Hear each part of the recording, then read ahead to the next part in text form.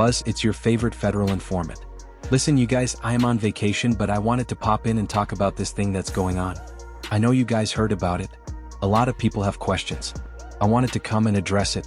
If you guys don't know, Diddy told the defense and the prosecution that he wants them both to turn in similar cases like Diddy's. Okay. And by similar, it means you got convicted of one or two things of the Mann Act and you had no criminal priors. Now, a lot of the Diddy goons, the Diddy idiots were like, ooh, did he go into walk? He ain't even been doing jail time. To which I said, okay, stop. Okay, Diddy might have beat Rico. Okay. And it was a crushing blow to victims, to women, to anybody that doesn't stand with abuse, right? That he beat Rico, but there's more to that story, but let's stick on topic. And apparently the jury said, we don't care what happened with Jane and Cassie, but because Longer has a voice who will pursue justice for her accusation.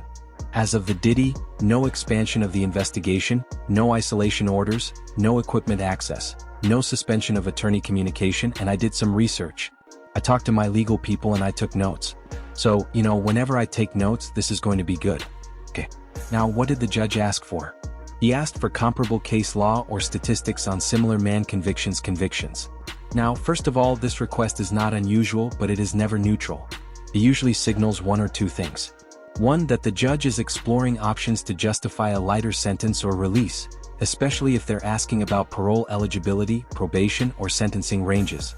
Two, the judge is building a case for why Diddy should not get leniency by establishing how others were treated in similar cases. They could argue that letting Diddy off lightly would be inconsistent or unjustified. So the big question, alright, I'm actually being texted like Tasa. So the big question is what context the judge asks us in.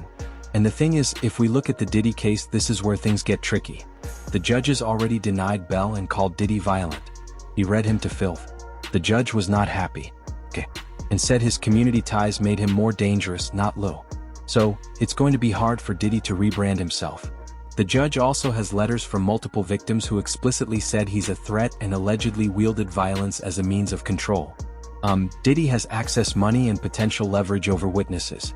And the judges don't like to be made a fool of. And if Diddy walks and does something shady again, and I think he actually will do something shady again, it reflects directly on and you guys listen, the verdict of the jury threw us for a loop. But the fact that the judge said all this in court and deny bail, I mean, come on. I think we can put two together. This does not look like someone that's looking to cut Diddy a break. And him being able to walk straight with time serve, baby, that's cutting Diddy a break. Okay. So, why ask about the comparable Mann Act sentences? Okay. They said, listen Tissa, there's three possible reasons. 1. Judicial cover. The judge might personally feel parole is risky, but is giving the appearance of objectivity by asking both sides for precedents. That way no one can claim bias later. Now, he might be appealing his decision for when he sentences. If Diddy's team appeals any eventual sentence, the judge can say, I reviewed the sentencing ranges and outcomes for similarly situated defendants under the Mann Act, and the sentence falls squarely within that range. Or the judge also might be testing boundary. Maybe the judge is trying to find out how lenient or harsh they can go without being reversed. They could be considering probation in theory, but still leaning towards prison unless Diddy's team provides extraordinary mitigating evidence. Now let's talk about that mitigating evidence. Remember when I told you guys that Diddy's team, I believe, are trying to shut up any content creators that are still criminal with them. And they feel like if they shut down the content creators, then they can start on this rebrand. Think about you shut us up by July, August, September, and then you got a little bit of October to get this Mother Teresa Hail Mary that they think is going to wipe Diddy's record clean. Unfortunately, a lot of evidence that the jury wasn't show, a lot of witness statements and affidavit that the jury didn't see. The judge is privy to all that and all that is going into his decision. Okay. So again, I actually said, but do you really think there is any and no longer has a voice who will pursue justice for her accusation? But I had to take it to the people of the taken against no expansion of the investigation. No isolation orders, no equipment access, no suspension of attorney communication. Well, that's not true. They said the Cassie charges were super. They said 1. The Mann Act is a serious federal charge, and even though it's sometimes used strategically in civil or hybrid cases, judges take it very seriously when paired with violence and pattern behavior. Judge Aaron, when Diddy was asking for bail, said not only is he violent but there is a pattern of violence. Public sentiment, they also will take this, it's low because public sentiment and visibility are sky high and the DOJ knows this is a credibility. Again, remember Marine Comey said this is chilling for victims, it will have a chilling effect, and if the judge already said Diddy is violent and a threat and denied bail and then suddenly letting him walk would make the judge look wildly inconsistent unless new facts came to light. So, what do we think about the judge? This is just my personal take. I think the judge is doing due diligence checking to see if there's any legal wiggle room, but based on prior comments, it sounds like this judge already sees Diddy as a danger, and it's just asking for case comparisons to legally reinforce whatever sentence he's already decided on. So, unless Diddy pulls a legal rabbit off the hat, he's unlikely to walk with this parole. This request is probably more about sentencing justification than leaning. Okay, so here's the thing, right? Okay, what type of language? And I just want to refresh your memory. The type of language that slams the door on parole or probation. And listen, let's get into this. He said Diddy was a batterer. This is not just commentary. That is legal language or phrase. It suggests a pattern of violence, not a one-time incident. And the judge is accepting allegations as credible and maybe treating them as established facts for purposes of sentencing or bail decision. And it undercuts any claim that did violent behavior is isolated, provoked, or misunderstood. Judges should casually just don't throw out that word unless they want it to stick around on the official record.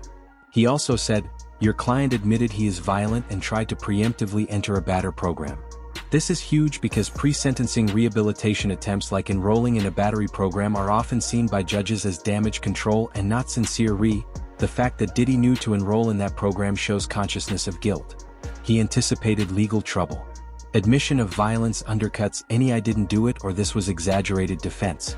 And if the judge believes the admission wasn't just PR but rooted in truth, it justifies custodial sentencing over any community supervision. Okay. Now also the judge said this type of violence comes suddenly, quickly, and with no warning. That's a judicial finding of dangerous. They said that the phrasing means that the judge believes that he is not in control of his violence and that his behavior escalates. It's impulsive and it's unpredictable. Judges use this language to justify detention, especially in bail or sentencing memo. It also implies that even if he's calmed down, he could explode at any moment, which is true, and we can't risk that in the community. That is a direct argument against probation. Now, when you hear all that, I have to ask you, does this sound like a judge that's going to let Diddy? I mean, let's be serious. Even though I'm scared for the Diddy goons, what are they going to do? Hold a visual, be standing outside with a boombox begging for him to be let out of jail. I can't wait to see this. They said so again. I don't think it, or actually absolutely not. If anything, a judge is building a sentencing record that says even if this man has money, power, and influence, he is violent. He is dangerous, and he is incapable of safely existing in the community. He tried to game the system with the batter program. He admitted what he did, and I'm not playing along. Again, these statements make it legally and politically almost impossible for the judge to grant parole without massive backlash or risk. If Diddy reoffends or contacts a victim after release, it's on the court. This isn't a judge looking who will pursue justice for her accusation. It's a judge locking in as of the taken against Diddy. No expansion of the investigation. No isolation orders. No equipment access. No suspension of attorney communication. Drastic changes. Probation or parole is extremely unlike. You're watching a legal system slowly setting the foundation for a multi-year custodial sentence, or at the very least strictly monitored. Okay. A strictly monitored movements. Again, listen, at the end of the day, I don't know. It is what it is. We are expecting that Diddy will actually do some jail time. I don't think that the judge is actually going to take the time and go through all this and make all these notes just to let him out on the public. Now, did he really offend? That's a different subject. I 100% think he thinks he will, but you never know. Maybe in Mark Agnifilio's loving arms, he has found a new version of himself. Cause we know that Mark is doing his best to uplift that man. Anyway, y'all let me know what you think in the comments. I'll talk to y'all.